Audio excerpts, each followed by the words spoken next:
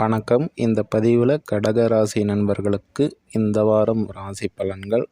உங்களுடைய ராசிக்கு பாக்கியஸ்தானத்தில் சுக்கிரன் அமர்றாரு. இங்கே சனியும் இருக்கிறதுனால கணவர் மூலமாகவும் வெளிதூரத்தில் வசிப்பவர்களுக்கும் சில சிரமங்கள் கஷ்டங்கள் இருந்தது. அதே போல் உங்களுடைய தகப்பன் வழி உறவுகள் மூலமாக சங்கடங்களை அனுபவித்து கொண்டு இருந்தவர்களுக்கு இப்போது சுக்கிரன் சனியுடன் தொடர்பு கொள்ளக்கூடிய ஒரு அமைப்பில் மன நிம்மதியும் மனசாந்தியும் கண்டிப்பாக ஏற்படும்.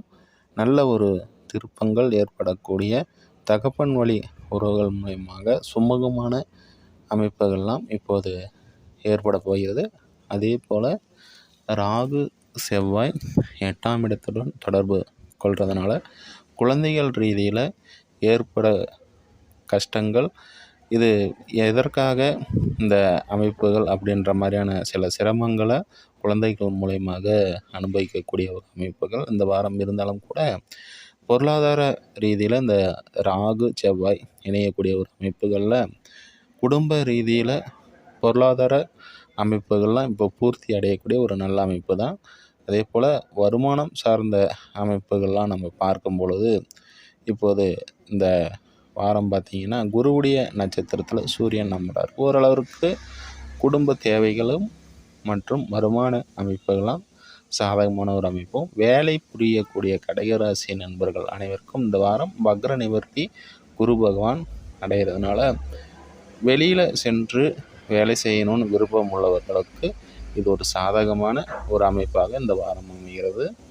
ஜாதகம் பார்க்க விரும்புபவர்கள் என்னுடைய அலைபேசி மற்றும் வாட்ஸ்அப் எண்ணிற்கு தொடர்பு கொள்ளவும். லைக், சப்ஸ்கிரைப் பண்ணுங்கள். ஜாதக ரீதியான விளக்கத்தை என்னுடைய வாட்ஸ்அப் எண்ணிற்கும் மற்றும் தொலைபேசி எண்ணிற்கும் தொடர்பு கொள்ளலாம். இந்த ராசி பலன் என்பது இன்றைய கிரக நிலையிற்கு ஏற்ப சொல்லக்கூடிய ஒரு பொது பலன் மட்டும்தான். அதே போல் உங்களுடைய சுய ஜாதகத்தில் லக்னம், தசா, புத்தி அமைப்புகள் இதை வைத்து ஒரு முழு பலனை தெரிவிக்க முடியும். அதனால் உங்களுக்கு ஜாதக ரீதியில் விளக்கங்கள் தேவைப்படுறவங்களுக்கு ஜாதக விளக்கம் தரப்படும். என்னுடைய அலைபேசி, வாட்ஸ்அப் எண்ணிற்கு தொடர்பு கொள்ளவும். திருமணம், அதே போல் வேலை அமைப்புகள், அதே போல் மன ரீதியில் குறைகள் இருப்பவர்களுக்கு எல்லாருக்குமே ஒரு ஆலோசனை கண்டிப்பாக வழங்கப்படும். நன்றி, வாழ்த்துக்கள்.